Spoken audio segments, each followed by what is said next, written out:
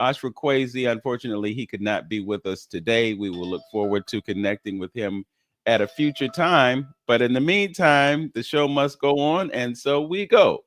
So we are calling this the Solstice Edition, and there is a very good reason for that, which I will explain. But before I do that, my brother Antonio is with us this morning, and we're ready to talk. And we got some information and some thoughts and some ideas and possibly even some wisdom to give to you today. So welcome to the Solstice Edition of 360 Info Network, my brother.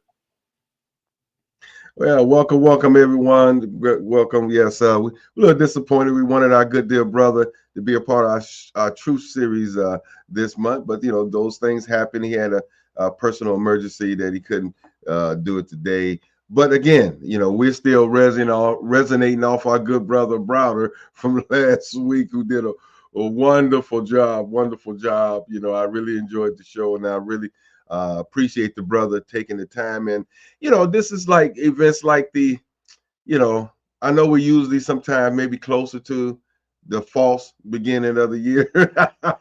That's the best way I can say it, because it's not truly the beginning of the year, or but we usually do sometime a little recap or think about some of the guests that we had over the course of the year. And we appreciate folks coming out and delivering some information, and we really hope that you guys really get some out of the show.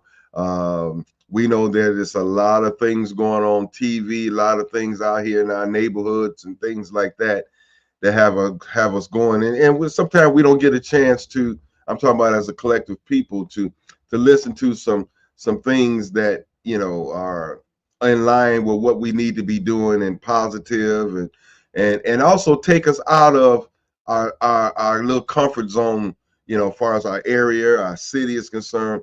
We try to bring you some stuff that is going on in the motherland, and maybe some other lands as well.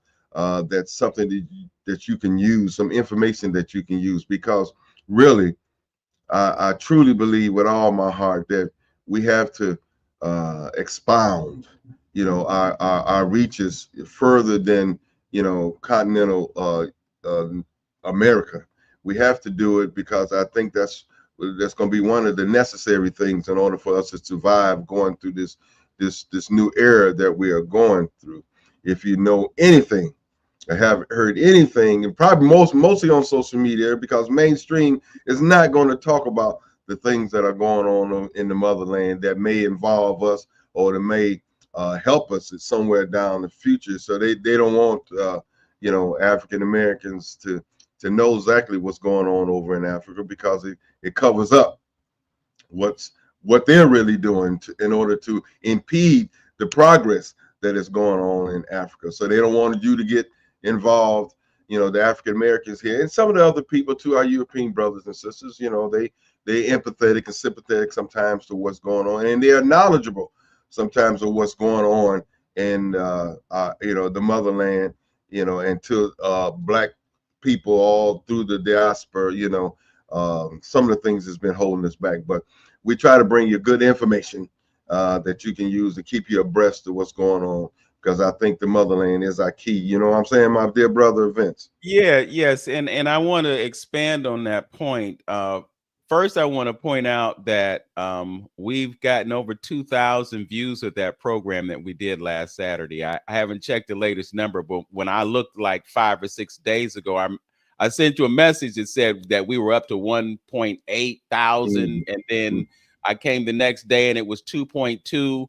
I have no idea what it is right now. Last time I see it was like 2.4, so it's probably about 2.6 now. But go ahead. 2.6. But the point of it is that it wasn't just Cleveland; it's people around the world.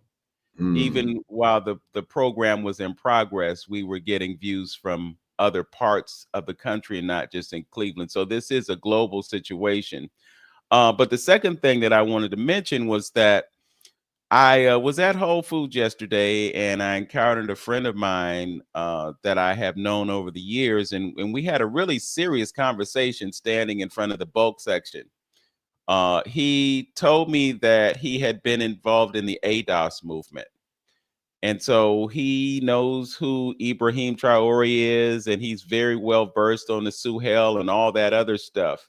Okay. But I found it really interesting that he kept talking about how Africans disrespect us. I think that was the word that he used. And they characterize us as being lazy and all these other kinds of things. And so he kept talking about this disconnect between them and us. But you're saying that you are a proponent of us being descendants of Africans. So how could we be descendants of Africans and be disconnected at the same time? That just doesn't make sense to me. And so to know people like Quad David Whitaker, who was working in lockstep with Africans on the other side of the world, building things, connecting things. You know who PLO Lumumba is, and you celebrate him. You know who Madam Chiabori Kwao is, and you think that she's doing great things. And if you don't understand that we're one family, that we're connected, and we're all working towards a common goal, then what are you missing? You understand that Patrice Lumumba was murdered. You understand that Kwame Nkrumah was exiled. And you understand that those things happened because of the United States of America and the Central Ignorance Agency. So if you understand that, then how can you not understand that we are one family, that we have one goal, and that is the freedom and liberation of African people around the world? So it just boggled my mind, and it's no disrespect to the brother because he's very knowledgeable, but I'm just seeing that something about that whole argument doesn't make sense, because we have to work together and not think of us as being them and us. We know that there are Africans who are influenced negatively to come to America and look down their noses at us. Right. That's a reflection of their ignorance, and it should not be something that pushes us apart. Bro, we got brothers on the continent of Africa that are our fans over here because they understand who we are. They understand what we went through. They understand that our fight is a little bit different than ours, but we're both fighting against the same common denominator, and that is what the Europeans have done in terms of colonialization or colonization and Jim Crow here in America. So we're all up against the same opponent, if you want to characterize it as that. So, that led me to think about what I witnessed last night at Cleveland Public Theater. It's a program called Kwanzaa, Light of the Kinara, presented by Japo Cultural Arts Institute. And there is a Tanzanian group. They're dancers, drummers, all of that. And what we witnessed last night was just pure magic. It was an explanation of Kwanzaa. And it was not just talking about it. It was showing you through dance, through music. Reflecting on it this morning, I thought about the fact that you had drums playing almost the entire program. And what is the drum? When we look at the history of the drum is like our heartbeat. The drum is the thing that was used to communicate information and messages. The vibration that comes from the drum, the sound of the drum, sonically, it affects us spiritually. At the end of that program, everybody was energized. It was like, oh, wow, that was amazing. If you could have felt what we felt last night after witnessing what we witnessed these brothers and sisters on stage pouring their hearts out through motion. We had some of Cleveland's most talented people in that room last night. You had Hugh People Vocal Ensemble opening the program with a song that was done by Sweet Honey and the Rock called Wings. Breath. I'm sorry. It was called Breathe. Mm-hmm. It's called Breathe. And the way they did it, I mean, it was like Sweet Honey and the Rock was up in the balcony singing to the audience, but it was our people. When you saw the talent of people Mm-hmm. that were involved in that program, and here's my thing, we'll spend $200 to go downtown to watch the Cavaliers throw a ball through a hoop. Uh-huh. Don't think anything of it. We don't think anything of it. We'll spend $100 for a ticket to see Jill Scott. We'll pay $1,000 to watch Beyonce in a stadium on a screen. And we can't spend $20 to see our own people do what we do. That's really sad, man. I can't. How else can I say it? Something about that whole situation is amiss. And it's something we need to do better. That's all I'm saying. We need to do better. We have to support each other. There were vendors there.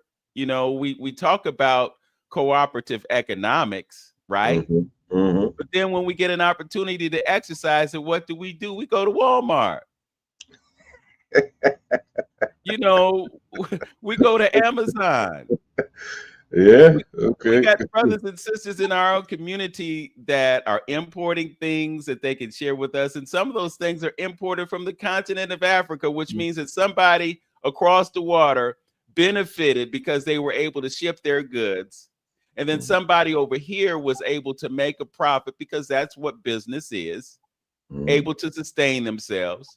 In some cases, they're able to employ other people. This is how we work as a community. But then when we look at what happened at last night, we can blame everybody but ourselves. I'm thinking, back in the day when we didn't have cell phones and we didn't have answering machines and we didn't have social media, we would create an event and everybody would show up. We'd have hundreds of people. We would pack churches. We would do all kinds of things to bring ourselves together. I'm here to tell you that Kwanzaa is a celebration of who we are. It's an ingathering of people. It's based on the first fruits harvests that they had on the continent. And it was a time to celebrate ourselves, time to eat and drink and be festive, which is what Karamu is all about, that we call Karamu. That's what that's all about. It was a time to recommit ourselves to our mission in life, which is uplifting each other. And last night, it was white folks celebrating us. Why weren't we there? And so, next week, we're going to have celebrations from the 26th through the 1st of January, and some of us who are conscious may show up, but we got a whole lot of folks who don't understand how important it is for us to celebrate each other, to celebrate ourselves, and to commit to living out those ideals that ensure our success. We have to be unified in order to see the change that we want to see. We can complain all day long about what ain't right. The question isn't what isn't right. The question is, what are you going to do about it? Everybody can do something. I'm thinking about the Cleveland Association of Black Storytellers, and I've been to a number of their events, and there's a story that is told sometimes, and it's about a fire that happened. And they decided that, well, maybe we can put this fire out. And there was a hummingbird. I know I'm butchering the story, but the point is that people were laughing at the hummingbird because it could only drop a few drops of water on the fire at a time. Right. So it was seen as a futile effort, and they were making light of it. But the fact of the matter is, the hummingbird was doing what the hummingbird could do. And the point of it is that we all have to do what we can do, and that's where the whole idea of unity comes in. So, we have to lift each other up.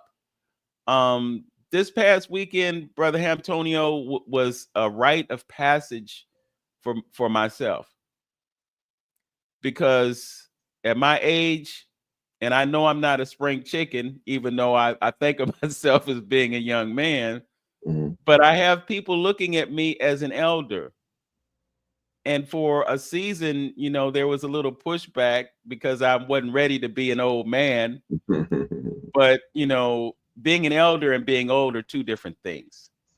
And I think what I've kind of realized is that, I've been in this body for the number of years that I've been in this body, but this spirit has been around for a long time. And I'm embracing the fact that what comes along with that is wisdom that transcends generations. This is just me going off, so I hope folks can understand and appreciate. But I was thinking about the term God, because we really struggle with it. We really do. And the fact of the matter is, God is a European word. It's not an African word. The Africans didn't even have a word for God, right? So, in essence, we're beings. Some say that we're divine beings having an earthly experience, but we're beings, and we have varying levels of consciousness. And some of us are aware of that consciousness that is connected to a greater consciousness that is responsible for everything. Okay. So when you understand that you can be divine and be human at the same time, then it gives you a completely different perspective. It's simple. You can be right or you can be wrong. Right is right and wrong is wrong. You can exemplify love or you can exemplify hate. The choice is yours, but you have free will and you have an ability to discern between what's right and what's wrong. When somebody is standing with a gun and their finger on the trigger, they know whether it's right or wrong to take somebody's life. They may have their reasons. It could be anger, it could be jealousy, it could be any of a number of things that motivate somebody to take someone else's life, but they know that it wasn't right. They may not have been in their rational mind when they made that decision. After it happened, they could have had some remorse, and maybe they didn't have any at all. But we know the difference between right and wrong. We all have that ability as beings in this universe. So this language is used kind of as an instrument against us. So we don't want to acknowledge that this thing that we call God exists within us, and that perhaps we're an extension of that. We're connected to it. We want to distance ourselves from it. And when we do that, we lose our power. And we have to get back to understanding who and what we are. Because the bottom line is, we don't know. We confused. We let somebody else redefine who and what we are. And as a result, we're sitting around feeling sorry for ourselves because somebody got elected 3 weeks ago or however long ago it was. We have this certain sense of hopelessness and helplessness because all these things are out here doing what they're doing, but we're not thinking about, well, what can we do? And that's what we have to do. So I'm gonna climb down a little bit, bro. But I just I don't know why I just woke up with a fire in my belly this morning, because I witnessed what I witnessed, and Talise and Japo, they did an amazing job. Those brothers and sisters on stage, man. You don't see things like that in Cleveland. You don't go down to the corner of 79th and Huff and see a performance like that.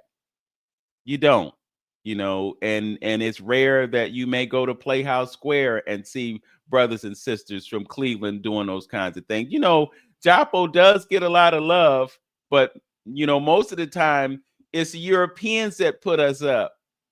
And then when there's a program, that's who shows up. And this is about us. This is about us celebrating who we are and the cultural element. And I know culture is something that's really important to you. Culture is the reason that I have this on right now. This is actually a funerary garment. Black and red are the colors that they wear to funerals in Ghana. So there's intentionality about this program this morning.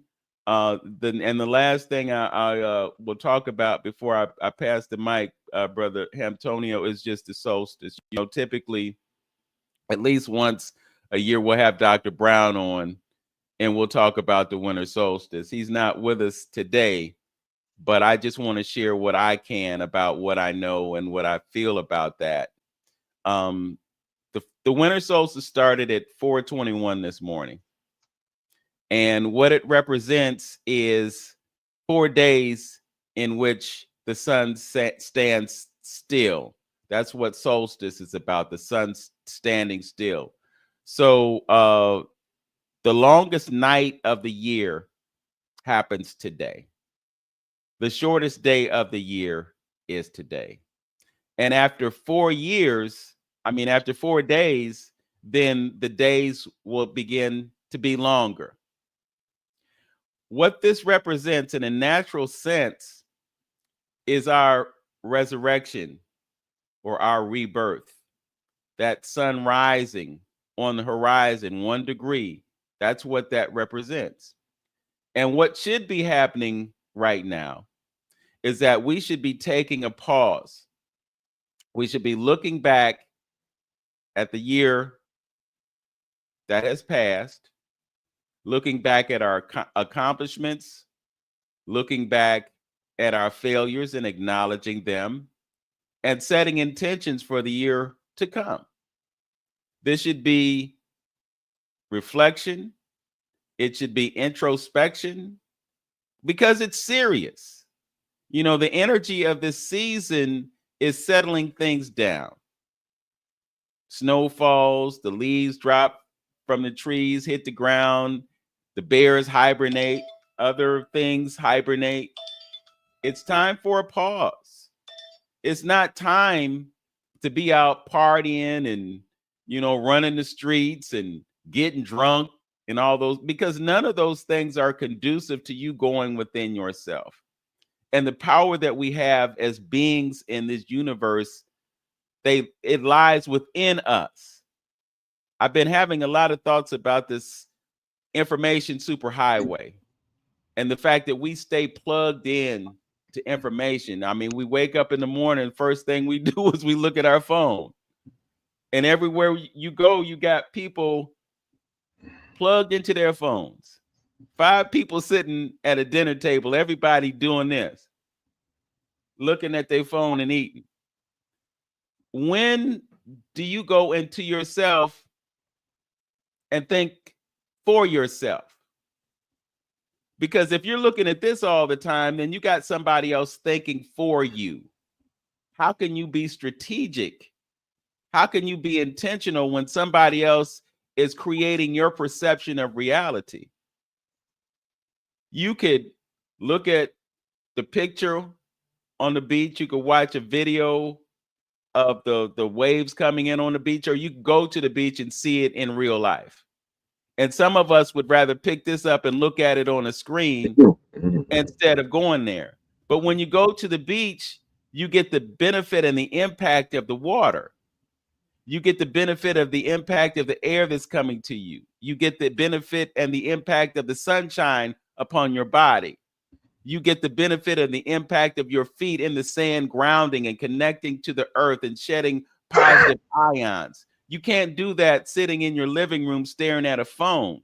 You're not experiencing real life. You're experiencing an artificial life. And where we are today, what they are doing is they're doing everything they can to detach us from reality and give us a substitute reality. And within that substitute reality, they are defining us. They are monitoring us. Man, I saw a video the other day being plugged into the information superhighway, and it was about the level of surveillance that they have on employees.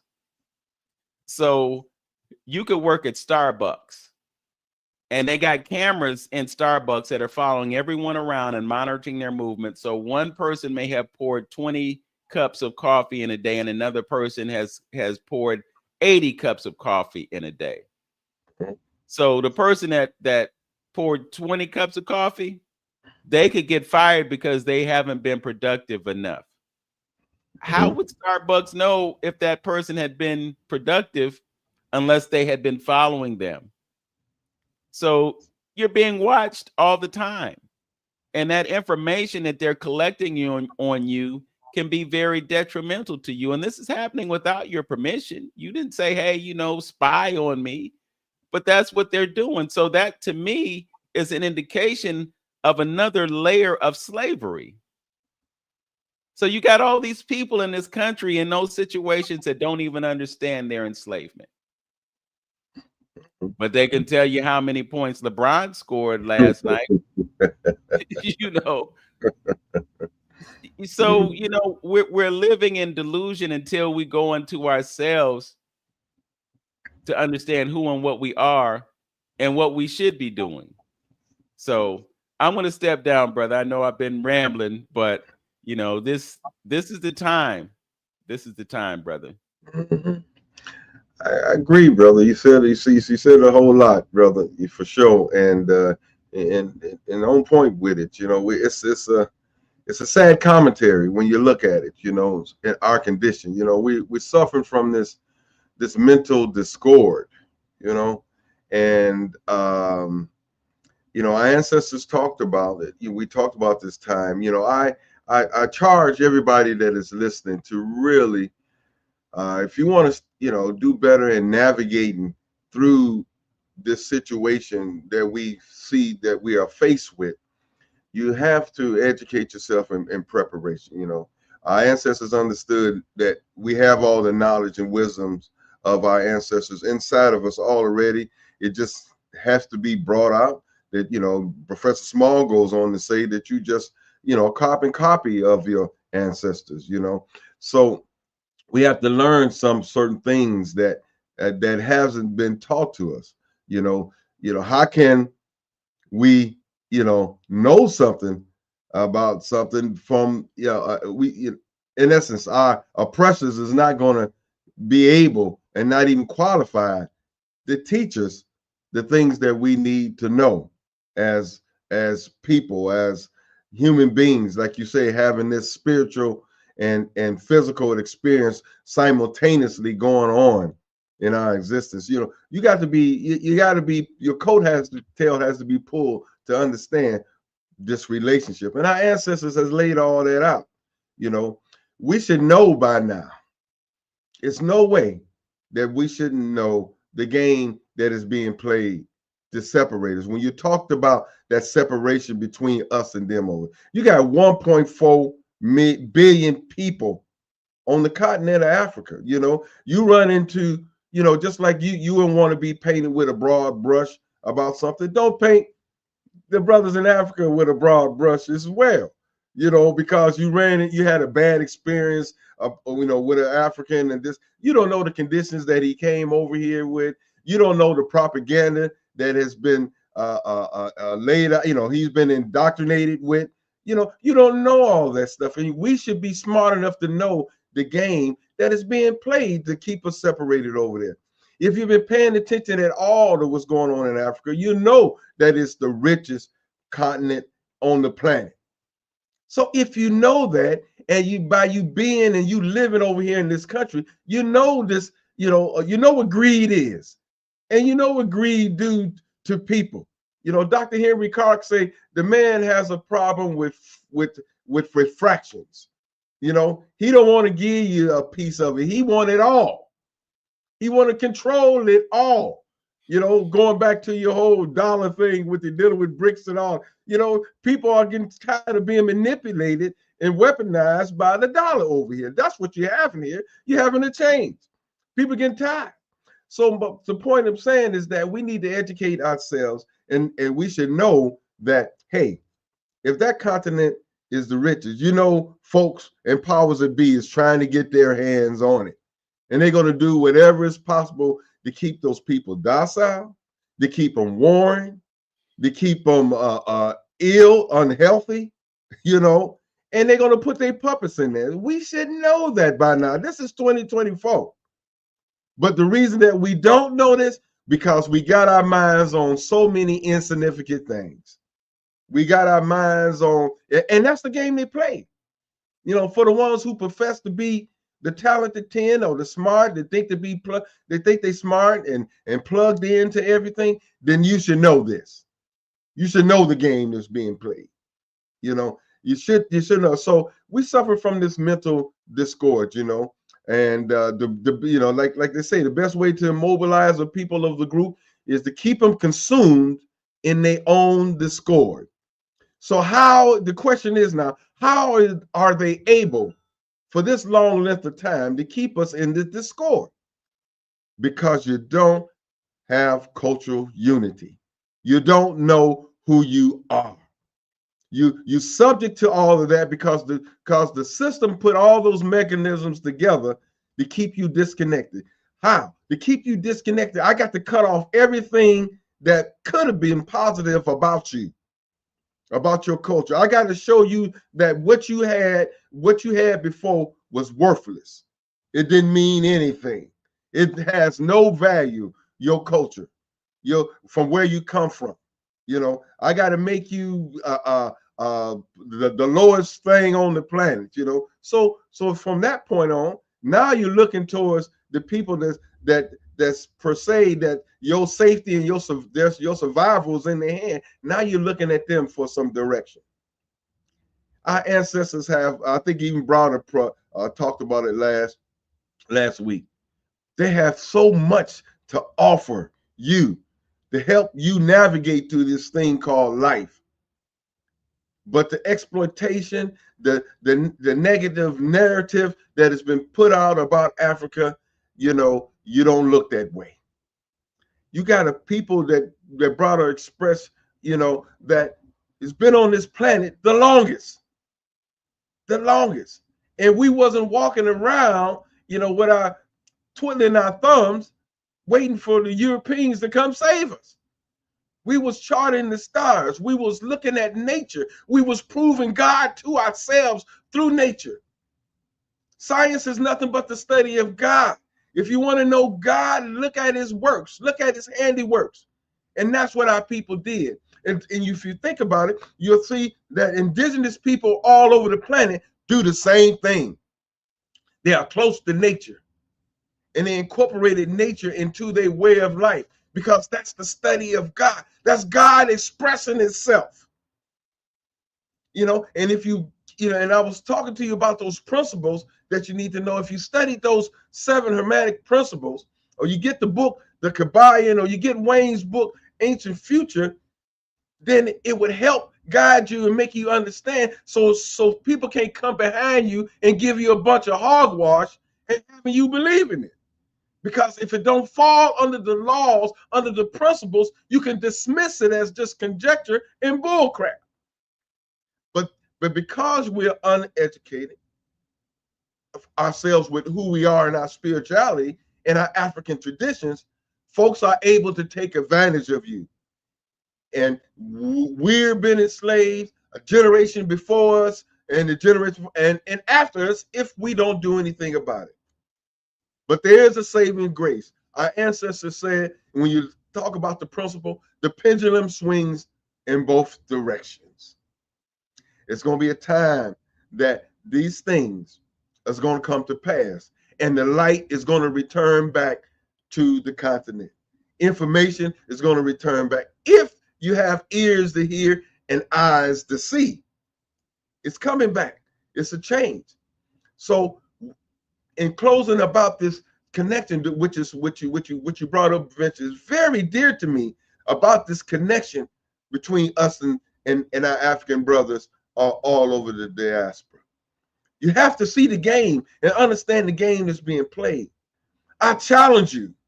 I challenge you to when you have that African brother or sister that you work with or that you know, ask them what has he been shown or she been shown about the African American brothers over here.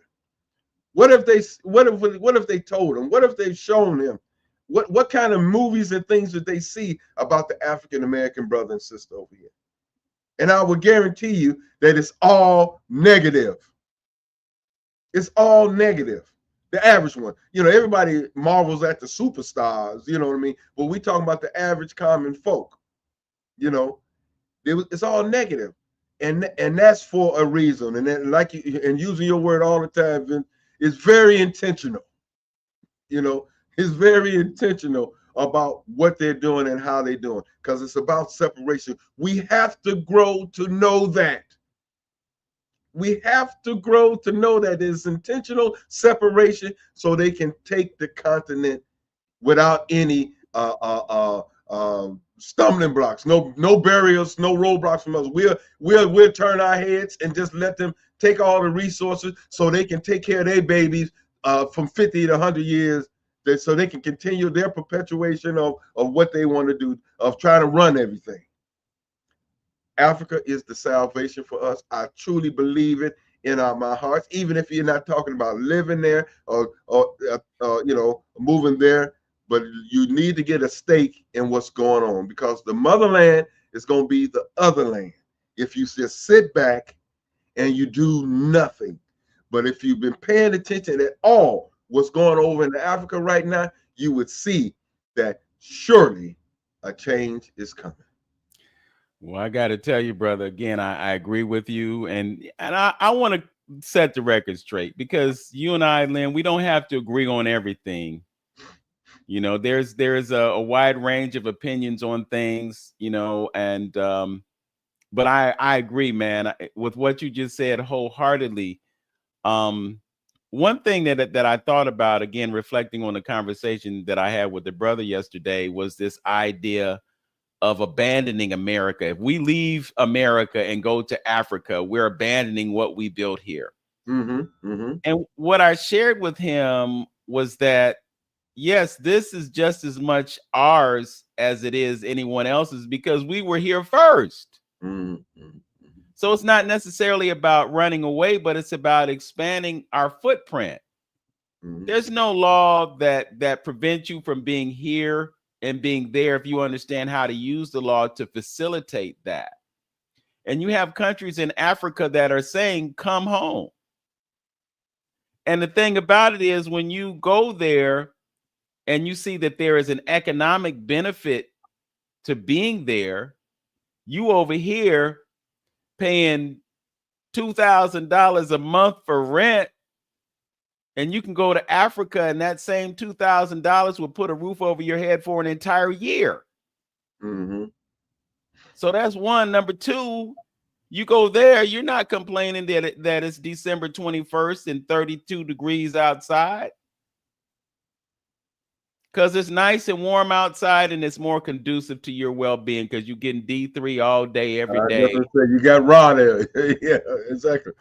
You know, you go over there, and there are places where you can go, you get natural fruits and vegetables that don't have the chemicals and everything in them. Fresh food every day.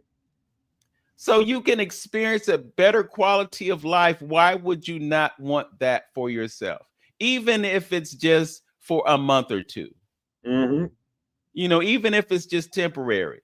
You know, we take our vacations, and some of us will go all the way to Asia for our vacation.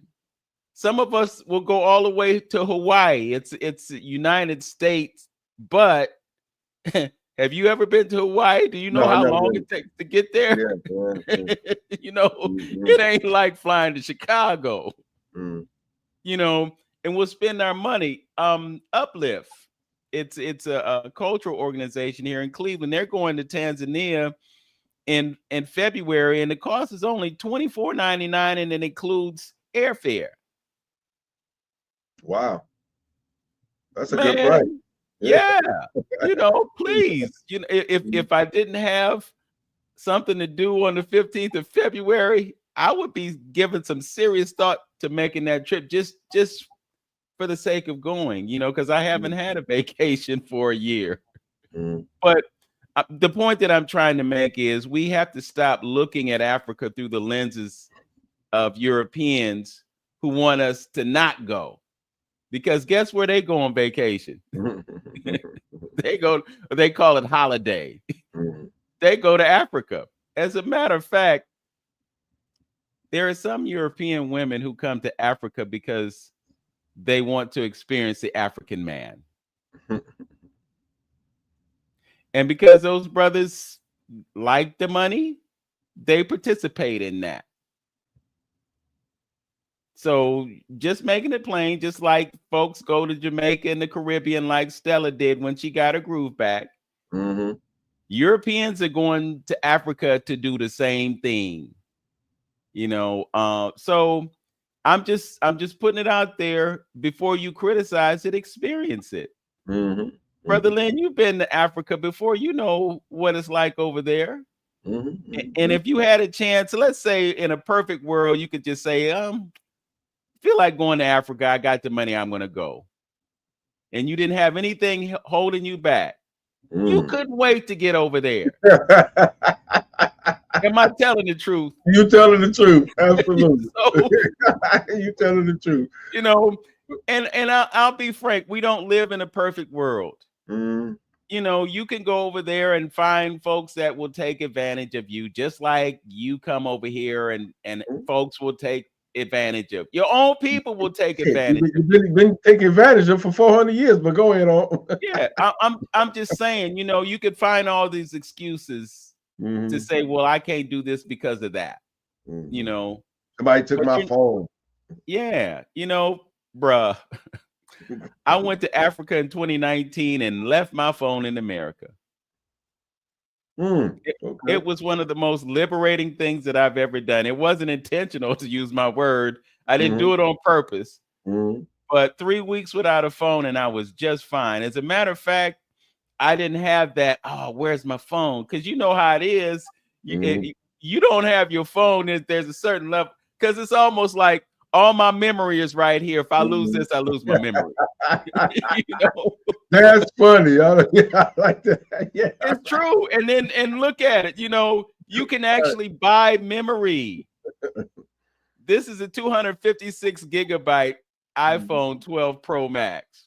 And when the memory runs out, I got issues.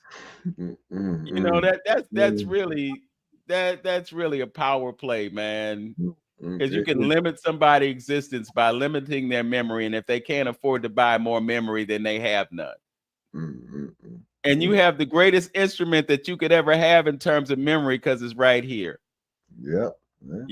So it's again, there are places in Africa where you experience poverty and so forth and so on. But if you have resources and you can make that trip, folks are going to Ghana, for instance, bruh. They build them brand new homes for $50,000, $60,000, $70,000. And they're just magnificent places. They're in a position where, you can dig a borehole and have water. So you don't have to pay to have water brought to your house, or you don't have to pay to have water piped into your house. You can get a supply of water that you make one payment and you got it for the rest of your life. You got abundant sun, so you can install solar panels that will create electricity for you. Yeah, I saw a video a few weeks ago where this brother was in a very impoverished state, but somehow he was able to scrape up enough money to buy a solar panel and just one light bulb in the house. But they got free light every night just from that small investment. And this is someone that has limited resources. And there are those of us here in America who, they would say we're living high on the hog, or we live in large or whatever. You're making $70,000, $80,000, $90,000, $100,000 a year. $100,000 a year salary would have you on the continent literally living like a king. Mhm. You could live like a king or a queen, you know. So we have to expand our perception and understand how, as you pointed out, Africa being that place on the planet that has all those resources that everybody needs and everybody wants, you know, and we are the stewards of those resources. And I think just as Ibrahim Traore has done in Burkina Faso, becoming the effective stewards of those resources means that the people don't have to live in impoverishment. You know, we could go back to Muammar Gaddafi Mhm. and see what he did for Libya when he was what he was doing, what he was doing. The people had housing, they had education, you know, they got the benefit of the country's resources. And that's what has to happen on a global scale. You know, there has been conversation about a United States of Africa. Can you imagine, Brother Lynn, if all of those 54 countries unified and had agreements about how they were going to deal with the rest of the world? It would literally bring all those other countries to their needs because they would not have what they need to survive, bruh. Mhm. They can't exist without us. So when we wake up to the power that we have as a people on this planet, that 1 point whatever billion people that you talked about, Mhm.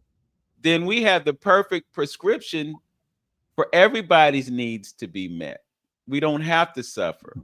Mhm. People are waking up, man. Just this morning I was watching a video online where they had it wasn't, may have been Fruit Loops. I think it was Fruit Loops, but they were selling Kellogg's Fruit Loops for $1 a box. Mhm. I don't buy cereal, so I don't know what the going prices are, but I Yep. know that $1, that's real cheap. Mhm. And the reason that they have to do this is because people are waking up to the fact that that food is poison. Mhm. So they have to make it attractive just for you to take it off the shelf. But we're pushing back. You Yeah. know, Mhm. yeah, we're pushing back. Black Friday. Black folk weren't going to Walmart because we heard that the people who own Walmart supported a candidate that we didn't like. When you look at collective power, that's what it is. Collective work and what? Responsibility. Okay. Mhm. We have to be responsible to ourselves and for ourselves. So when we make these decisions, they can have an impact. So when we don't show up at Walmart, it has an impact. When we don't buy those poisons that they want to sell to us, it has an impact. And then I guess the greatest impact of all is then when we make a better choice about what we're going to put in our bodies, then we get the benefit and we don't get the control that is exerted upon us when we choose to take and to consume the chemicals that they want to give us.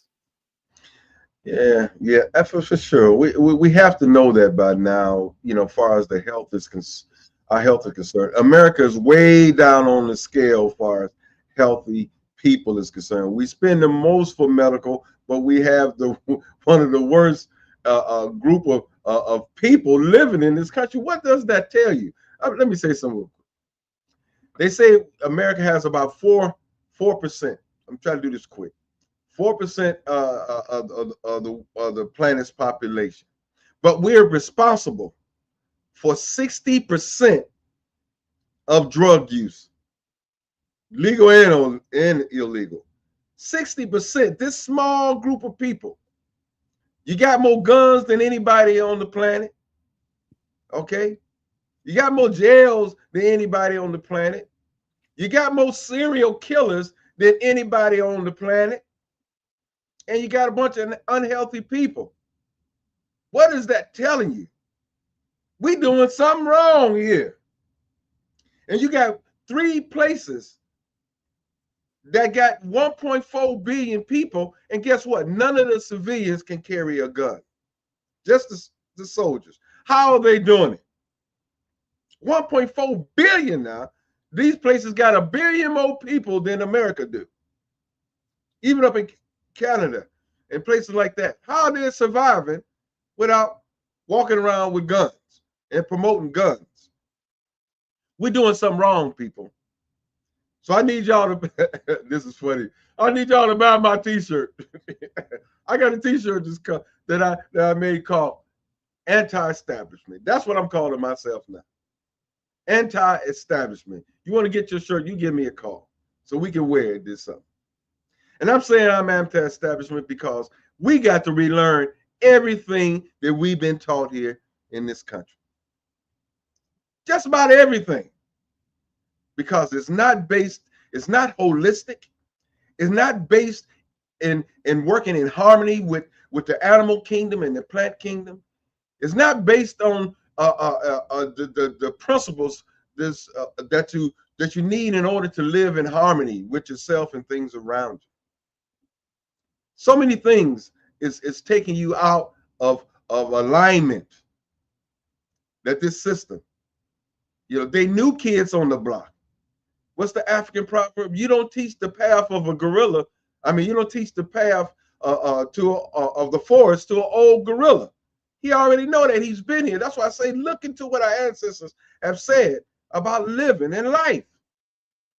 All these amenities we have, actually, they're detrimental to you. They're not in harmony. You're not with nature anymore. Dr. Fritz said if our ancestors wanted all this mess, we would have had it. But they found out it's not good for you. It's not great for you in longevity. Look at everything around. They ain't telling you about the truth about these cell phones. They ain't telling you the truth about these computers. They ain't telling you about these things that are having an adverse effect on you, on your life. The food, the chemicals that they put in everything. That's what I'm saying. Even your spirituality, your religion is coming from an area and a group of folks that didn't have no spirituality in them at all. They didn't believe the stuff, and they still don't believe in it. Because if they did believe in it, we'll be living in a better place. So that's why I say anti-establishment. You got to relearn everything. You got to seek out, because you see right now this is not working. And when Vince talked about, we did, I know people talk about, we built this and this, that, and that. Yeah, that is true. To the utmost. We was here, we built this, but the man is in control right now. And he done showed you for 400 years that he ain't got no holler for you. So if you think he's going to ever open up the book of equality and say, I got this for you, we're going to start this over, we're going to do this thing right, when you think that's going to happen? So again, I say leave America to his own devices. You could be in it, but not of it. Because if you believe in karma, if you believe in that at all, America's going to have its day. You can't do the evil. You can't operate out of order and think you're going to have longevity. That's a weak foundation. You're going to crumble. It's going to crumble. And in closing, at least on this segment, we're talking about balance. See, this man don't understand balance. You can't operate out of balance. The way we do our females here, even though that's another subject with itself, because we have to rise up as a people and get into our space on who we are and what we're about. We've been fooled and lured down that path. But everything is about balance. With our spirituality, our ancestors didn't have no problem with the female counterpart. The bloodline, the royalty, and everything else went through the woman's seed. See, this man did not understand that. You see, that's why you need to be grounded in your culture and who you are. Because if you operating out of sense, God ain't in the clouds looking at you. It's these principles that are governing this planet. You got to understand that. And when you get out of balance, you get spanked. So if by them not even having the right balance on our male and female, Dr. Henry Carr said that this this country would never work until we put the female where she belongs, because that's balance. And you see, she's not even in our religious text. She barely in the pulpit to even preach. Like God can't talk to her. So you fall in the wrong lead, my people. All right. With that, I want to encourage those of you who are listening to migrate over to our YouTube channels and our Facebook page to continue this broadcast. I want to share information with you about the Kwanzas. You know, this is the 40th year for the Greater Cleveland Kwanzaa Alliance, and they're going to be doing a program at the East Cleveland Public Library on the 26th. I also want to take this opportunity to encourage you to attend Kwanzaa, the Light of the Kinara at Cleveland Public Theater this evening, and you can also go tomorrow. Just go online to Cleveland Public Theater and you can get all the details. Again, as we close the program, shout out to our engineer, Tone Harley. Bro, we love you, man. We appreciate what you do to keep this broadcast going on AM 1490 WERE. As always, know yourself, love yourself, be yourself, make today your best day. Peace. Peace. All right. With that, just want to welcome you to YouTube via my YouTube channel and also the Journey with Hamtonio. You can catch us every Saturday on our respective YouTube channels. You can also catch us on Facebook on the 360 Info Network Facebook page, on my page, and I don't know if you have it on your page as well, Lynn, but you have different options, so you can never say, I can't find the program, because we're literally everywhere. I mentioned the Cleveland Public Theater performance of Kwanzaa Light of the Kinara. And again, folks, we got to show up. We got to be there, because this is about us. You know, this is an opportunity for us to celebrate ourselves. We getting beat down in Cleveland, man. They telling us that this is the worst place in the world for Black women. You know, we talk about the infant mortality rate. We talk about the lead poisoning and all the issues that we have. And they would have us to believe that we have no reason to want to even be alive, because things are just so desolate and just so disparaging and so forth. But at the same time, we have each other. We're the strongest of the strong. We have survived all the things that they have done to keep us down. So there has to come a point where we celebrate ourselves and we celebrate each other. We come together, we break bread, we dance, we sing, and we enjoy each other for who we are, but also we recognize who we are, because the real critical issue, Brother Hamtonio, is that we don't know who we are. You know, they have done everything they could to remove our knowledge of ourselves from us. When we were brought to this country against our will, they took our language away from us. And you might think that that's a trivial thing. And you know, we go to other countries and we mad at them because they don't speak English. Right? Because we have this egocentric view of the planet because we're Americans. You know, and the real tragedy is that American ways go to other countries and it corrupts them. You go to other countries and they're experiencing obesity the way we experience it here in America because they've taken on our ways. But then when you go to the village and somebody is entrenched or consumed in their own culture, they're not suffering the same way because they're not doing the things that we do. So they have a better quality of life. And you may look at it like, oh, it's simple. But, bruh, walking barefoot, not having those $200 Nike shoes on that are putting a barrier between your foot and the earth, and the benefit that you get from that, you might look at that as primitive. But in reality, that's some high-tech stuff. You know, we're electric beings that don't even understand that. So we swimming in radiation that's coming from the router, and it's affecting our physicality. We don't know about the meridians. We don't know about our biosphere. We don't know about the way that they're using these electronics to control us. We don't know that we could do something like this and push back against those electromagnetic waves and those radio frequencies. We don't know because we don't take the time to do the research. We talk about ancestors, and we're afraid to pour a libation because we think it's voodoo. Hey, I gotta throw this one in there right quick. Yeah, but we'll say angels all day long. All day long. All day long and say angels. But when somebody say ancestors, oh no. Oh, come on, man. See, that's it's funny, boy. It's really Sister funny. Yavita was talking on stage the other night, and she was just talking about ancestors, and she talked about her mother. And she said she still has conversations with her mother.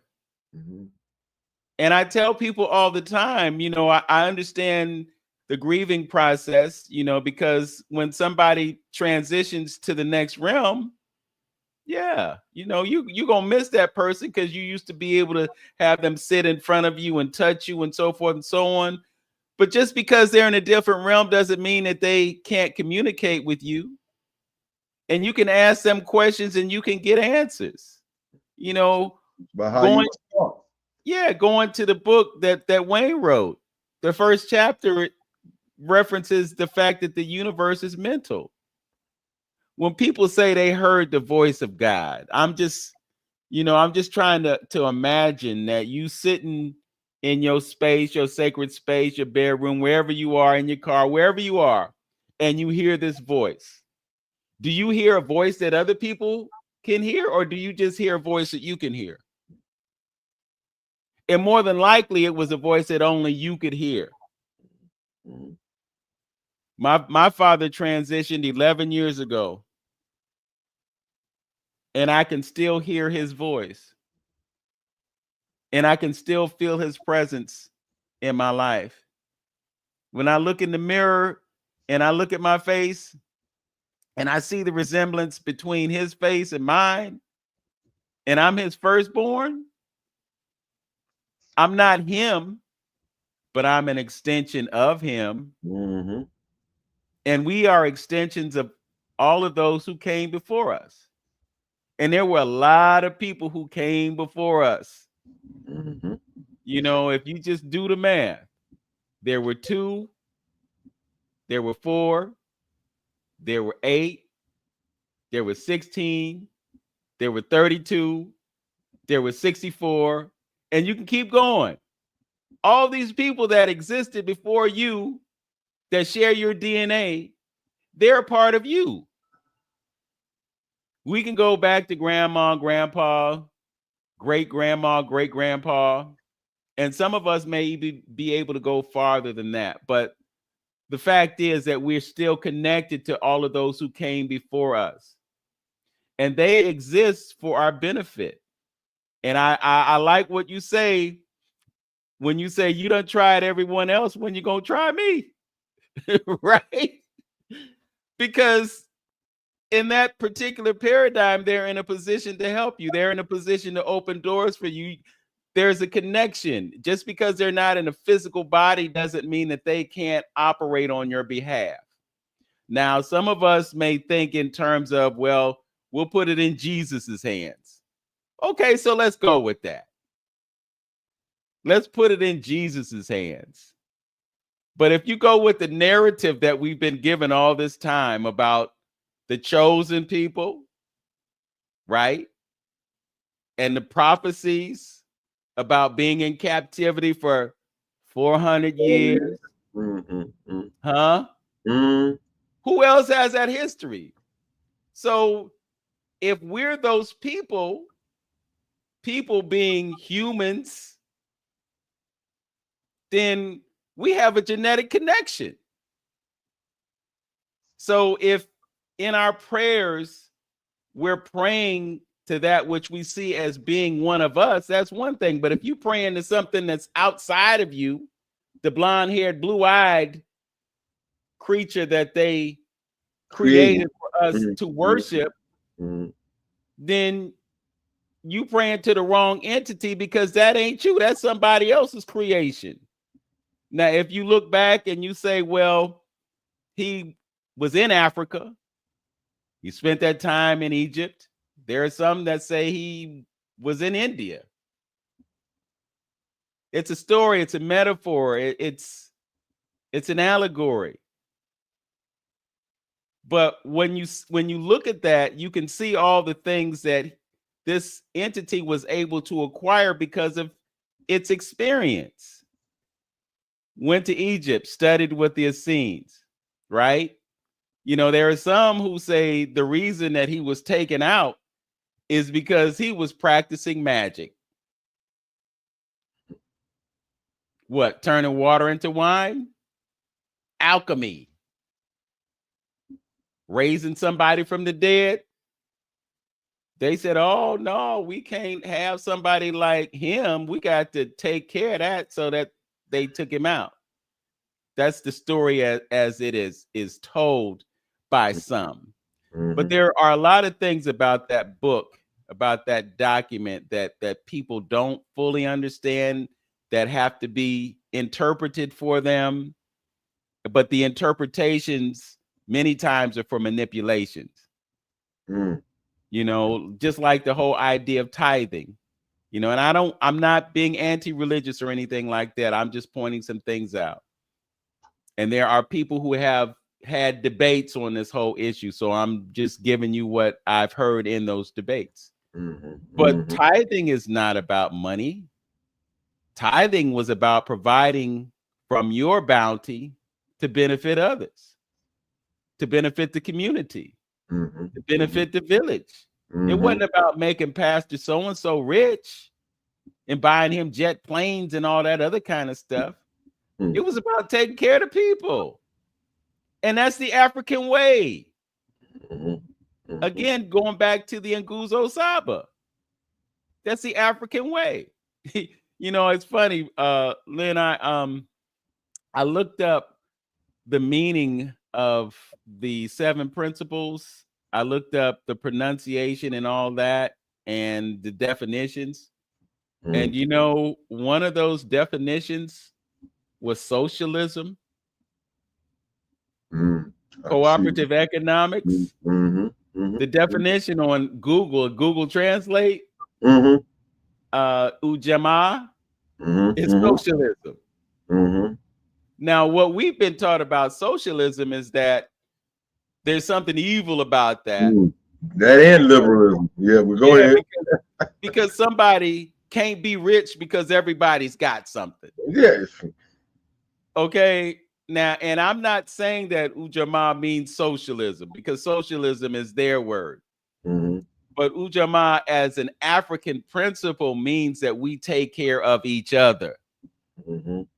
And that's what we have to do. So just to bring it home, you know, we have these conversations about the food supply, how it's being corrupted. And we know that most of the food products, I'm going to go out on a limb and say most of the food products have issues because of the genetic modification and the fertilizers and the BPA, all this stuff out there, right? So if we understand that, and we, being the agricultural experts that were imported to this country to make agriculture work, it's not that we don't know how to do it, and we can feed each other. So you got a garden and you grow this, and I got a garden, I grow that, and we all got gardens, and then we can just share with what we have. Everybody eats. It's not about getting over. It's about taking care of ourselves. We have been ingrained with this idea that the government is supposed to take care of us. The purpose of the government is not to take care of us. The purpose of the government is to control us. That's what govern means. It means to control. So if the folks who are in control don't have our best interests at heart, and clearly they don't. I mean, think about it, bruh. You can buy a package of cigarettes. Go to the store, get the package, and then on the package, the print says, in a matter of speaking, this, I'm gonna just say it, this shit can kill you. We on YouTube, I can cuss a little bit. Sorry, Mom. But it says this can cause death in essence. So if you have a knowledge that this can kill you or can kill people, why would you permit it to be sold? That just, I thought about that over a long period of time. What sense does it make to sell something that kills people to them? You do it all the time. All the time. All the and time. Not only that, they subsidize the farmers that grow the product that kills people. Yeah. The government does that. So why would we have so much reverence for an entity that espouses death and destruction of its citizens? That makes no sense to me. That's why I say it's mental, bro. It is, you know, and we drink the Kool-Aid. It's mental. You know, that's what I was kind of alluding to before, Vince, is that look out to everything that is around you. Are you happy with that? You know, look at the hospitals booming. Look at the sickness booming. Look at the young folks dying so much earlier and getting so many of these diseases that they shouldn't get at all, but at least get it later on in life. I got a niece, man, she ain't probably about 4 or 5 years old, dealing with some diabetic stuff. You know what I mean? You know what I mean? Kids. She got a little monitor or something on her or something. I hope she grow out of that or something. But I'm saying, you know, who are you following? You know what I mean? You're looking at the wrong leader, you know, and you should be able, if we've been free now, one of my ex-bosses, you said, well, that was back then, we free now. No, you ain't, because you're still making the same situation. You're not coming in with any kind of critical analysis to say, hey, look at all this going around me. Do this situation have the best interest? You just said, you know, their confidence. They can write the crap can kill you right on the stuff that you're talking about, and we still do it. How confident do that make somebody feel, brother? So they can say, oh shoot, these folks is walking sleep. They walking dead. You know what I mean? Maybe it's the fluoride that's driving them, that got us all docile and crazy. I don't know, but it don't make any sense. See, but if you went back and you study some of your stuff, you know, you would look at another way of doing it that is more holistic, and that's the whole point that we saying it. It's a holistic way of approach. The way you look at everything, life, death, your relationship with somebody. Hey, we're in this holiday season right now. If you got into your cultures, there are so many celebrations that you can do that deal with coming together and paying homage to your ancestors, your elders, the planet, and stuff like that. If you knew your stuff, you know, rather than going and celebrating everybody else's stuff, but you can't get into your stuff and your principles. Yes. So, I just wanted to mention, well, first I want to release this thought before I forget. The two most profitable businesses on the planet are war and death care. Well, yeah, I can see that, brother. Yeah. Just think about it. Yeah. When have we not had war going on somewhere on the planet? And what we do. And we talk about this from time to time on the show, but if you don't have wars, you can't justify manufacturing all of those weapons. They're not going to make all that stuff for it to sit on a shelf somewhere and not be sold. And many times it's the same company that's selling arms to both sides of the war. Absolutely. You know, so just think about it, and then look at healthcare. It's a diabolical system. What they do is they create all these food products. Food products make people sick. People go to the doctor. Pharmaceutical industry comes into play because they replace the food products with pharmaceuticals. And then they have a death care industry that maintains the whole maintenance paradigm. So it's come in and get this shot every so often, or come in and let us run these diagnostic tests. I was listening to a spot on the radio yesterday, and they were talking about how, you know, they have this mobile mammogram unit, right? And mammograms are problematic in and of themselves, and I'm not going to go down that rabbit hole right now. But the woman was saying, well, you know, they come for the mammogram, but then we have all these other screenings where we can find out other things. So, you know, all these screenings and stuff that we do, many times it's kind of like a witch hunt, because we can use these various ways to find out if something is going on in your body that needs attention. And then we find it. Okay, well, now we can do this. So what happens is you get the diagnosis, and then you get the treatment, and then you get hooked for the rest of your life on things that they can do to help you maintain. It would be one thing if they diagnosed you and provided you with a natural remedy that you wouldn't have to do for the rest of your life. That's when it serves a positive purpose. If something is going on in your body, you find out about it before it's too late, and you can do something that will enable you to experience a better quality of life. And I get that. Mm-hmm. But the problem that I have is that they use these diagnostic procedures to hook you up to a paradigm that's going to be detrimental to you and provide profit for them.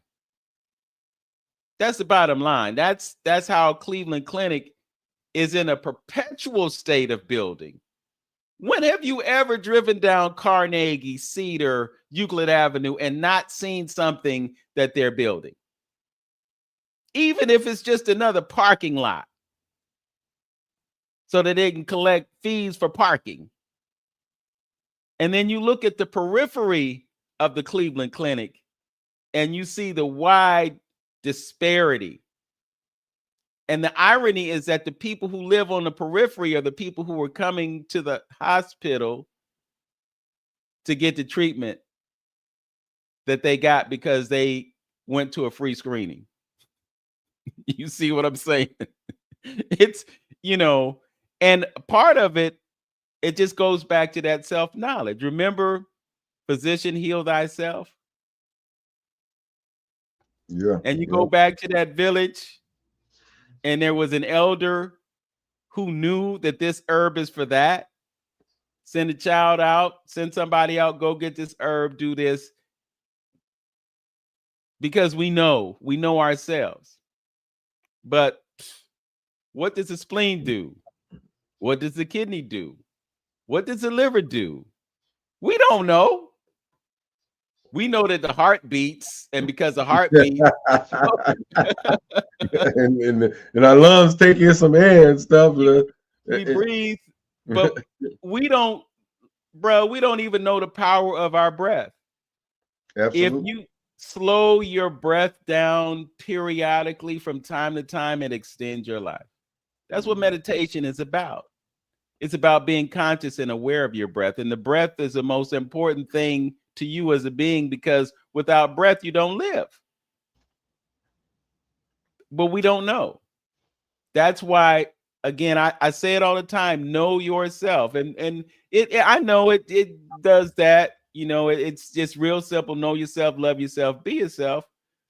But, and I've read the poem, know yourself is knowing that thing that we call God, that it really is just that intelligence that created everything. And there's so much information out there. If you seek it, you can look up what a pancreas does. If you're interested in knowing yourself, you can know what your digestive system does. You can know about the lymphatic system. We got brothers like, what's his name? Yaki, Rafa Elohim. Mm-hmm. That brother be breaking it down to the microscopic cosmic level. Mm-hmm. So there are folks, you got videos, endless videos of Dr. Sebi sharing his knowledge about how your body works, about what's good for you and what's not. The information is there, but you have to seek it out. Otherwise, you're gonna go Ozempic because you got a few extra pounds and you want to lose them. Mm-hmm. But the people who take Ozempic, they suffer for the rest of their lives. Yeah, and you should know, if you took a good survey on some of the things that we talked about and some of the things that you may see on your own, and seeing where we are at as a society right now, you should be open for some other suggestive things at this point, because you see it ain't working. You see it ain't working. So you should be looking at people who's talking about an alternative method of trying to do something. And if you really paid attention to it, it makes more sense when you do it than this approach. You know, you got I describe it almost like this. You got new kids on the block versus some old kids on the block. You know, so it's almost like you can't go into a house and kick the parents out the house and have the children run the house and don't think by a matter of time it's going to get dysfunctional. That's what we're looking at right now. You got a group of people, a culture of people that are running things, and the house is falling down. Food messed up, water messed up, healthcare system messed up, ozone messed up, fracking messed up, ecosystem messed up, air messed up. And we can go on and on. So your conscious mind don't tell you that, hey, man, food messed up. Maybe I might need to try some other way or another approach. Or do you walk blindly and just keep on doing what you're doing? And seeing that, you know, these illnesses is coming earlier and earlier on. And for us who's got a little age to them, you know, back in certain time frames, some of these ailments wasn't even heard of. You rarely seen, you know, some dementia or some autism or this, that, and that. But, you know, until you seen, you know, a change in our approaches to things, you know, then you start seeing these other things going on. That's a problem. See, we're not, you know, we have gotten to the point to where we're so dependent to where we can't even see historical breadcrumbs, you know, investigative breadcrumbs that we can put together to come with some type of critical analysis on something. We're not thinking about it. If you see hospitals all around you growing, adding on new wings, getting a facelift, what does that tell you? We got the wrong approach. You know, we're doing something wrong. You know, the pathology is running wild, and they're looking for future, you know, pathology. You know, it's so, because hospitals is a business. So where's our critical thinking to say, hey, maybe I need to look at something else? What are we putting right here in this mouth? You made a good point, because I was going to wanted for 10 years or more, wanted to put a summer program together for kids. And one of the blocks of instructions was the anatomy of the body, like you just said. You know, the anatomy of where is our spleen at? Where is the liver? What is the responsibility of those particular organs and what they do? Maybe you may think about what you're putting in your mouth when you know the functionality of these particular organs and things like that. But right now, it's like out of sight, out of mind. You're not thinking about, you know, how these organs work and what's going on with them, and they're connected, because it's all about harmony, y'all. They all work in conjunction with each other. If you have one of the organs that go awry, that you're having some issues in it, it's going to affect the other organs. You know, what do you think? This thing called life, when you say knowing yourself, it's amazing. It is simply amazing. How do iridology? I can tell you something that is going on with the functioning of your bodies by looking into your eyes. How can I tell by reflexology in your hands? by looking at your face, by looking at your fingernails. You know, the bodies, our ancestors knew this type of stuff. You know, you see brown patches on the other side of people's faces, they see it getting dark. That's, you're having some liver issues. You see the puffiness around your eyes, you're having some kidney issues. You know, so this system is not teaching us what we need to know. You should know that by now, just by looking at the results of what you're getting, of what you're seeing. You can see, so you should be open to look for alternative ways of doing some things, because it's not working. It's not working for our children, the type of education that they're getting right now. I'm a true and strong believer. If you feel better about yourself, you do better about yourself. I strongly believe that. You know, so that's why I say anti-establishment. If you want some of my t-shirts, let me know. Give me a call, because that's why that's the only way I can define it. Because I can't look at too many things that the system has put together that I want to delve off into all wholeheartedly, because there's some issues with it. Almost everything he created. So I'm looking for alternative methods and do the best. You know, some things we can't get away from, but we can do better. If you understood that, you know what I'm saying? If you understood, and you know, when the student is ready to learn, the teacher will appear. Yes. So if you got in your consciousness saying that I want to do better, I'm looking for better, the Creator will put somebody in your life to start guiding you and show you way. When we show you the way. When we talk about our ancestors, all our scholars and mentors say, before the ancestors can step in, you got to reach out to them and you got to ask them for help. I took this as far as I can do. I can go, my ancestors, you know, I'm giving it to you. I'm asking you to come in and help me with this. You got to reach out to them. Yeah. And you know something, Lynn, I'm glad you brought that up, because part of the reason that we exist is to carry out their plans. And they're there to help us carry out their plans. Right? Mm-hmm. That we want to pretend that they don't exist. And when we stop acknowledging them, they do cease to exist. Yeah. And that's why we have to invoke them. Yes. My thought yesterday, as I was driving home from Cleveland Public Theater, was about the Pythagorean theory. Why do we call it the Pythagorean theory? I thought we should just say, okay, we're going to call it the Imhotepian theory from now, henceforth, and forevermore. You know, it's like we stopped calling ourselves slaves and we refer to our ancestors as enslaved. Mm-hmm. And there's a linguistic difference. There's a semantic difference, but there is a meaningful difference. We have to seize the power to define, because we have allowed them to define us. We all confused because we don't know what to call ourselves. You know, do we call ourselves Moors?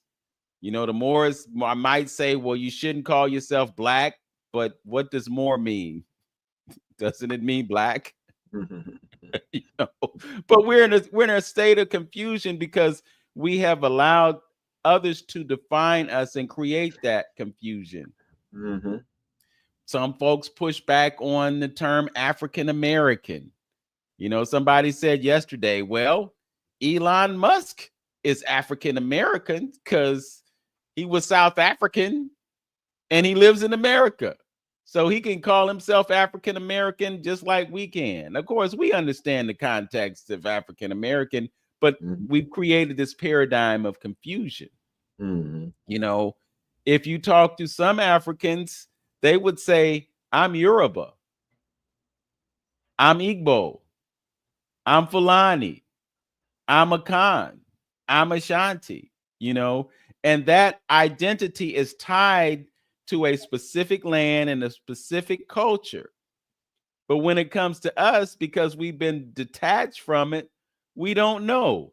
So again, we lack knowledge of self. And then there's that whole idea of, well, we got DNA tests now. But what we're finding about DNA tests is that some of those results are manipulative, and they're collecting our DNA for reasons that aren't in our best interest. So then there's that spiritual connection. And the spiritual connection, brother, is something that can't be denied. You know, I can speak for myself. I don't know what your experience was, but when I stood in that dungeon in Cape Coast, Ghana, I was moved to tears. There's a connection that doesn't just happen on its own. There's a connection. When I was in the Elmina dungeon, I didn't feel anything.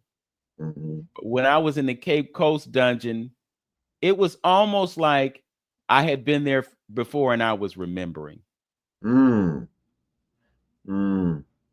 You see what I'm saying? Mm-hmm. I don't know how I can stress this. You would if you took the time and did some studying, or even had the opportunity to sit at the footstool of some of our cultural elders, and you was able to talk to them and get an understanding on how they look at life, because I think that's the travesty. Like I've been recently saying, is that, you know, for us to think that what we've been shown is the only way to do something, that's a travesty, you know. So, you know, this, even if we look at it at Eastern philosophy, you know, and seeing how they attack the body and how they look at the body, you know what I'm saying? You will see that it's a different way that they look at it. You know, the different way that they approach illnesses and things like that. It's different. So I seen a movie on Netflix. Check it out. It's called The Lost Children. The Lost Children. Nice little documentary. You know, nothing real heavy. But it was in the Amazon. These kids and young girls, they got lost in the Amazon, and these tribal men and also some soldiers was looking for them for a long time. But what I got out of it, what I really enjoyed about the movie was it was how the indigenous ones who knew the Amazon and how to move around in it, how their approach and going by how they was going to look for these kids and find it. It was different from the soldiers. They was calling on the spirits of the jungle and things like that, and their ancestors to help. I'm saying just their whole way, and they believed that. You know what I'm saying? And it was their way of life, their way of understanding. They say the Amazon has its keeper, its spirit, its own spirit, you know, and they was calling on the spirit of the Amazon. Hey, reach out to us, show us where these kids was, and just the way they moved and the way they thought, man. I loved it. You know, it was a beautiful. So I'm trying to say to you is that there's people out here who approach this thing called life different. Death, life, our relationship to the cosmos, our relationship to the creator, you know, and our existence. So it's another way of looking. And so with that, it develops a new way of consciousness. Like Dr. Amos Wilson say, your consciousness is your reality. So if you understood those particular things, like our ancestors are still with you, you can still talk to them, they can guide you and things like that, that your daily life changes.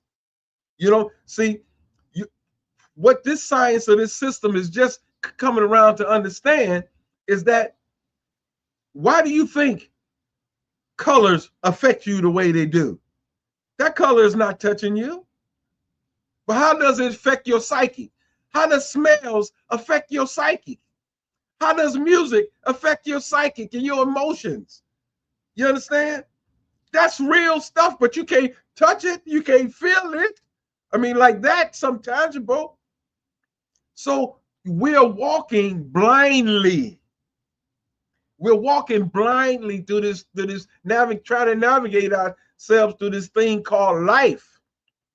And this is what indigenous people understood. That's why they knew God and understood God and dealt with nature, because they looked at his work, his handiwork, and it made them understand that they're made up on the same type of cosmic dust, and it's all relative. All this unseen world is actually working with them or against them. And first and foremost, they understand, recognize that it's there. They recognize that it's there, and it can work against you or for you. So it's a whole nother unseen world out there that we're not paying attention. I'm just saying, because the man did not understand it, he's gonna put it out there as something that is wrong, evil, and things of that nature. So you don't tap into it. But other people are using it to their advantage. When in closing, when Oprah talked about that laws of attraction, when they was going through all that stuff, them ain't nothing but ancient principles that people are using to their advantage to ask the universe to work with you, to work in harmony, asking it. It wants to give you what you want. You know what I'm saying? But you got to know the mechanisms and the things in order to do it. You first got to recognize that you are connected in this thing called entanglement. You know what I mean? So it's a lot for us to learn. And I'm on that particular journey. And it ain't all about the amenities. If you go over to Africa and these indigenous places like that, it's not about them, because more often than not, those amenities is harmful for you. I'm gonna say something. This is a little crazy, Vince, but it's the truth. Even if wiping your behind, using that white toilet paper, God knows that's some toxic stuff that you don't know what you're doing. And you're gonna trip on somebody else because they lose using a leaf or something to that nature. That might be the best thing that you could be doing. It could be the best thing that you're doing. You're using some synthetic, that they don't put some chemicals on it, put some coloring on it, God knows, and you putting it into an open orifice of your body. And you don't know what it's doing to you. But they I'm gonna elucidate on that, because the toothpaste, what does it have in it? Fluoride. Yeah. What happens with the fluoride? It decalcifies your pineal gland and it inhibits your ESP, right? And then you have deodorant. The deodorant has aluminum in it. The aluminum is said to cause cancer, breast cancer. That's one of the things that they say before YouTube want to say spread misinformation and all of that. There's studies. It can be backed up. So it's not just opinion. Then you look at the various lotions and creams that we put on our bodies. Yeah. And the chemicals that are in that. And your skin is the largest organ in your body. It absorbs those chemicals, and every one of the trillions of cells in your body is affected. So you could laugh at that Ghanaian that's using shea butter, but the Ghanaian is not putting sodium lauryl sulfate and parabens and methylparabens and all that other kind of stuff that we don't need on their bodies. So yeah, again, it just comes back to that whole idea of control. Either you let them control you or you control yourself. I just basically, again, in short of what we just saying, are they doing a good job? If you're going to be led somewhere, are they doing a good job in leading you? Do they have your best interests at heart? And both of those questions, answer to those questions is no. Right. So you're going to have to do something else. You're going to have to look outside of what you've been given in order to do something better for yourself and your family. If the way that we got Christianity right now, got us looking outside of ourselves and looking at some other things, is it working for us as a collective, as a people? Because if they believed in it, we wouldn't have the problems that we are having right today. Come on, you mentioned the slave castles. They had church right above the dungeons. Church above the dungeons. You think the Creator would sit up here and be okay with that? How you treat somebody? Yeah. So it's If they believed in it, we wouldn't have these problems right now. So there's something else for us out there. We got to be smart enough to know that what we have now is not working for us, and be open to do some research and listening to what else is out there. Because all our great leaders, timing is everything. Timing is everything. And it could be, it's a sad commentary with folks like Dick Gregory and King and Garvey and all that. They didn't get a chance to see their stuff and come to fruition. You see, but it's the timing. But what was their role? What was their job? To keep the torch lit until the proper time. Until the proper time. And I think we're actually entering into that proper time, where the information was kept alive, and until we come back, the pendulum is swinging the other way. When our ancestors talked about illumination coming back to the planet, people's information highway, like I said in Isaiah 19:19, talked about there was going to be a highway out of Egypt, coming out of Egypt, information coming out of Egypt. That's going to, indoctrinate the world. You see, so we got to stay tuned. Yes. Well, I think we've had a fruitful conversation today, brother. And I just want to close with a few things. One about the solstice, and I think one of our viewers chimed in and said that he had his oranges. Let's see, who was that? He said he had his oranges. I guess he's ready to go. What Dr. Brown has suggested to us is that we take these 4 days that comprise the winter solstice and use them for our benefit. So now's the time to tune into yourself, as we've been talking about. Tune into yourself, meditate as much as you can in these next 4 days. And as much as you can, try to, stay distant from social media and all of that. I have just a couple of posts that I want to get out there before I take my break. But this is a time for introspection. It's also a time for fasting. So what he has suggested is that you get some organic navel oranges if you can find them. I know it's a challenge for me. I couldn't find the navel, so I just had to get some organic juicing oranges. But you take the oranges, you blend it with water and cayenne pepper, and that's the beverage of choice for the next 4 days. One of the benefits of fasting, particularly when you do it for more than 48 hours, is that your body goes into a state of autophagy, and it gives the cells, each cell, an opportunity to excuse the junk, excuse the toxins, and repair. So this is a reparative process. It's like your reparations. You can choose to pay yourself reparations by fasting for the 4 days. So it's difficult. I'm not going to lie. I've done it several times, and believe it or not, I can look forward to it because I'm giving my body a chance to take a break from the digestive process. And when you're not digesting, then your body is repairing itself. So the fasting, the meditation, and just basically thinking about things that you can do to improve, the intention setting, look forward to the year to come. Think about the things that you want to accomplish. And, this is all in tune with the cycles of nature. So in the spring, it's a time where you are entering into activity. So this is the time to start working out, getting your body together, and doing all of this for the entire year.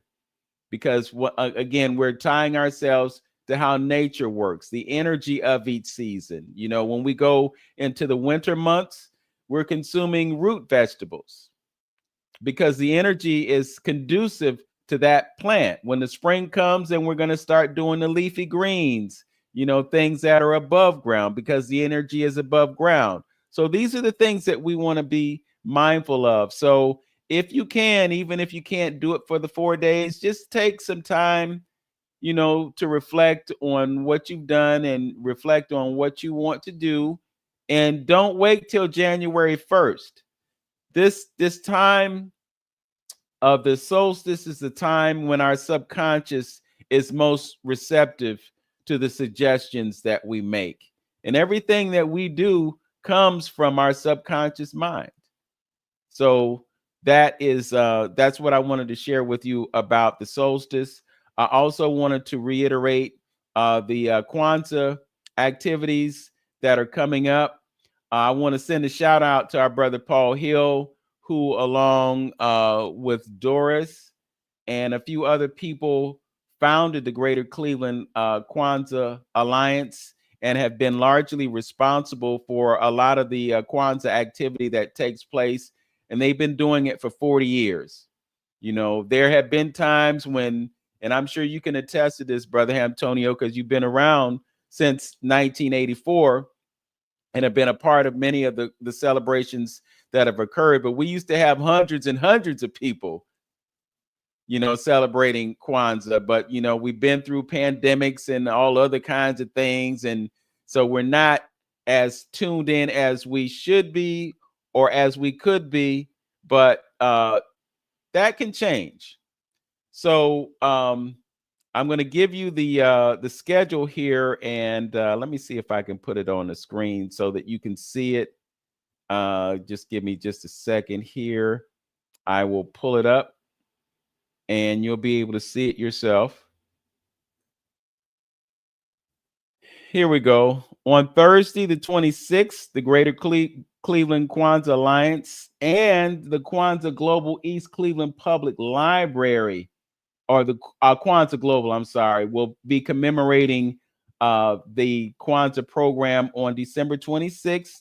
There won't be any vendors at this. And then there's also the McMillan and Extended Family Kwanzaa that will be at the Forest Hill Church on Monticello. On Friday, the 27th, the Cleveland Association of Black Storytellers and the Black Social Workers will be celebrating at Unwin Road. It looks like it is 2366 Unwin Road. I think that's not East End. It is, what's that place? It might be It's the friendly settlement inn. That's what it is. Mm-hmm. Yes. On Saturday at Olivet Institutional Baptist Church on Quincy Avenue, the National Sorority of Phi Delta Kappa are also going to do a Kwanzaa celebration there. So there are two that are going to happen on Saturday. And then there's also another one that I'm going to be a part of that's in Lakewood, and I can post that information to the 360 Info Network Facebook page as I get that flyer and post it for you. Sunday. Go ahead. I'm sorry. Go ahead. That's what. Yeah. On Sunday, the 29th at Mount Zion Congregational Church. And you can go there. And again, I'll post this poster on the 360 Info Network Facebook page so you can see it for yourselves. On Monday, the 30th, you got the Golden Ciphers and the Natural Rites of Passage Institute, and they will be at 4450 Cedar Avenue. I think that's the Phyllis Wheatley Association building over there on Cedar. On the 31st, I will be assisting in the Kuumba celebration at Kings and Queens of Art, and that's 1385 East 34th Street. It's right there between Superior and St. Clair. It's a one-way street that you have to enter from St. Clair. And then on Wednesday, January 1st, Imani will be commemorated at the African American Museum at 1765 Crawford Road in Cleveland. And I think that one starts, it looks like 3 p.m. So there you have it. Kwanzaa is in full effect beginning on the 26th. And also one last mention of Kwanzaa Light of the Kinara at Cleveland Public Theater. I'm telling you, I mean, I was witness to it 2 nights in a row.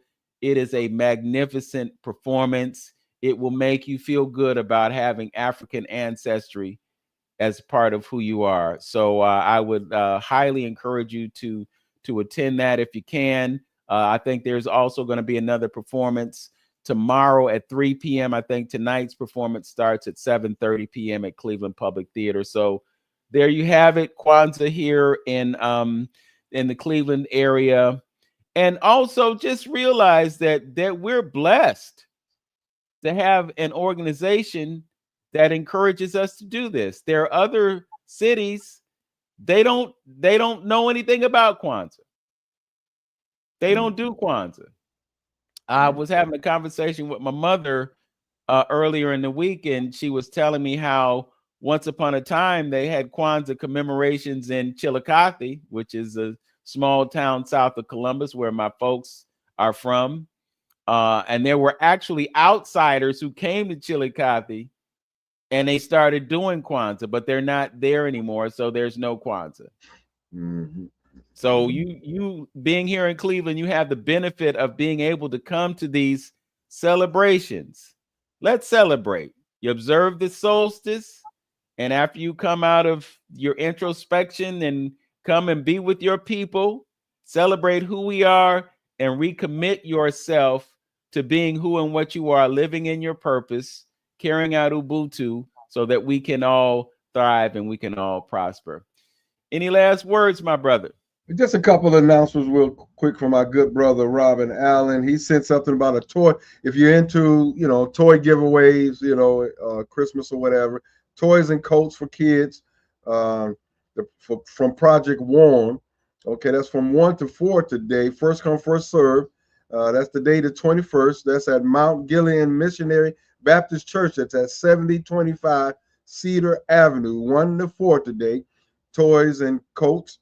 So, they'll be there as long as long as they have the supplies. You must bring your child or have proof of guardianship, Social Security, birth certificate, blah, blah, blah. The Colony Collective, Inc., they're presenting a toy giveaway. It's today as well. And it's from 10 until supplies last. That's at 12905. Is it Show Road? I want to say, I believe that's Shaw. Mm-hmm. Should be Shaw because that's 44108. I don't know if a street around there called Show. It might be Shaw, I believe. 12905. Okay, for a local toy giveaway. So just a couple of events that's out there. Don't get mad if you missed the. I remember a situation to where somebody I knew was upset because they didn't have Black Eyed Peas for the new year, so they was upset. But so, hey, go for our Bible folks. You should know in Exodus they talked about the beginning of the year, and it's in spring, in March. When you have late March, beginning of April, the month of Abib. You will see it in Exodus. Okay, when he said this will be the beginning of months for you. That's it. When you pass that, when you have that spring equinox. Okay, that's the beginning. So don't get all upset and get all into it. So take time a little bit right now to meditate all the way up into that, because it's about living in harmony with the cosmos and the planet and things. All of that has an effect on the planet, y'all, because it's all about energy. And our ancestors knew this. Okay. All right. Well, we're going to sign off for right now. But before we do, we've got about 15 folks who are watching us on various channels. We highly encourage you to subscribe to our channels. It doesn't cost you anything. All you got to do when you see the broadcast on YouTube, in the bottom right corner, there's a subscribe button. Just click on that button and you will subscribe to our channel and provide benefit to those of us who are pushing this content forward. And also, you can get notifications as to when we put this content out there. So again, we really appreciate your support, and we really appreciate you being with us on this broadcast. We go through a lot to bring the folks that we bring to you. I tip my hat to Brother Antonio because he has connected us with some of the greatest scholars on the planet. The Anthony Browders, the Professor Smalls, the Charles Finches, the Ashra Kwesi's, all of them who have studied all that they have have all the knowledge and wisdom that they share with us. And you get it for free on this channel. For free. You don't have to pay. You could go to universities to learn the things that you were learning when you watch this program and you take in this broadcast via radio. So we need your support. We would appreciate the support. So if you can subscribe to our channel, it doesn't take anything to do that. And also, we just want to look forward to the year to come. I know we are going to be navigating some real challenges, you know, but look, we don't operate out of fear. It's time to let that go. The fear is being used to keep us in a place of submission. But when we wake up to who we really are, we have no reason to be afraid. We can exist, like they say in the hood, we can stand on our business. Let's stand on our business. All right. All right. So with that, as always, know yourself, love yourself, be yourself, make today your best day. Peace. Peace.